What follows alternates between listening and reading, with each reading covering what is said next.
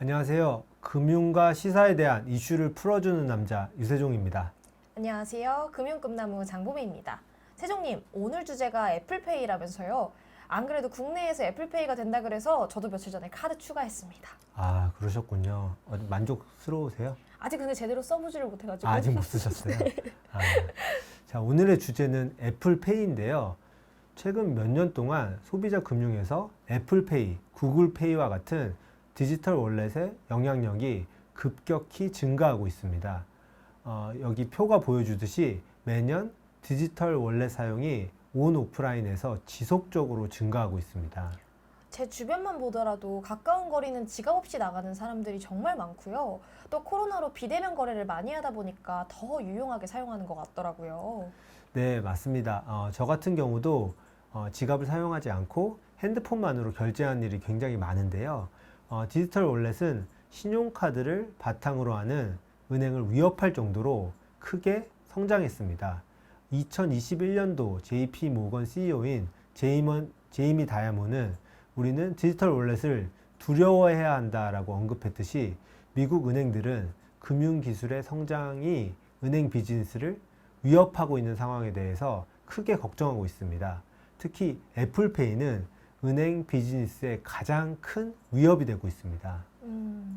사실 국내에는 애플페이가 도입된 지 얼마 안 돼서 애플페이가 어느 정도로 장악을 하고 있는 건지 잘 가늠이 되지 않는데요. 국내보다 먼저 애플페이가 도입됐던 미국 같은 경우에는 어느 정도로 장악을 하고 있나요? 애플페이는 2014년도에 미국에서 처음 도입됐는데요. 애플페이가 처음 등장했을 때만 해도 영향력은 그렇게 크지 않았습니다. 그 당시 은행의 경쟁자로 애플을 생각하는 사람은 아무도 없었습니다. 그러나 2023년 현재 애플은 은행의 비즈니스를 서서히 잠식하고 있습니다. 무려 78%의 미국 아이폰 사용자는 애플페이를 활성화하고 있습니다. 그리고 다수의 미국 아이폰 사용자는 오프라인 매장에서도 신용카드가 아닌 애플페이를 사용하고 있습니다. 그럼 이 애플페이가 어떤 식으로 은행 비즈니스를 잠식하고 있는 건가요? 은행은 소비자가 직불카드와 신용카드로 구매할 때 환전 수수료를 받습니다.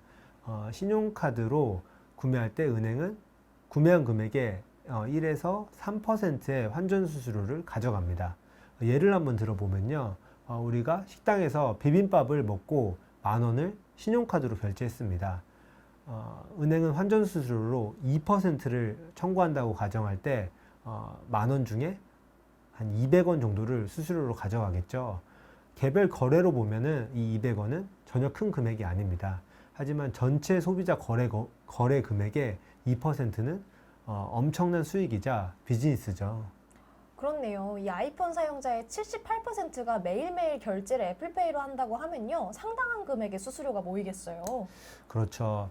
애플페이가 미국 결제 시장의 지배력이 높기 때문에 울며 겨자 먹는 식으로 미국 은행은 애플에 수수료를 지급하고 있습니다. 은행이 환전 수수료로 가져가는 2% 중에 1.5%가 애플페이의 목이라고 합니다.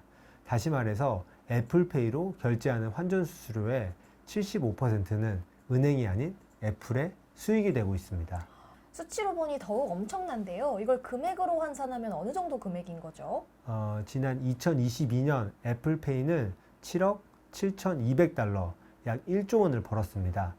표를 보면 알 수 있듯이 애플페이는 엄청난 성장을 기록하고 있습니다. 2022년 기준 애플의 매출에서 애플페이가 차지하는 비중은 1%밖에 되지 않습니다. 그러나 향후 성장 잠재력을 고려할 때 애플은 애플페이에 사활을 걸 것으로 예상됩니다. 다른 소리지만 애플이 큰 기업인 거 몰랐던 거 아닌데요.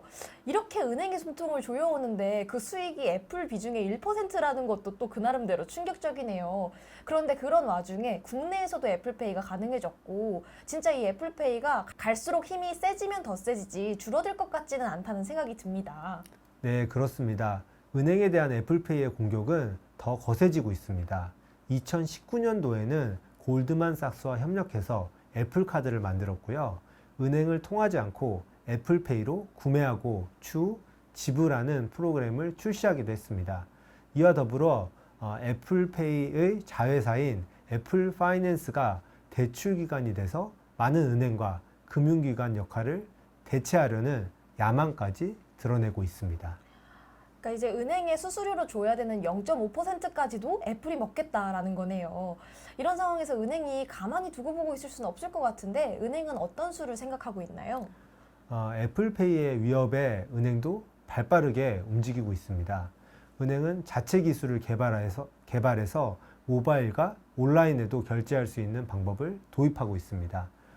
뱅크 오브 아메리카, PNC, 웰스파고 등 7개의 대형 은행이 협력해서 페이즈라는 결제 시스템을 만들어 애플페이와 진검승부를 준비하고 있습니다.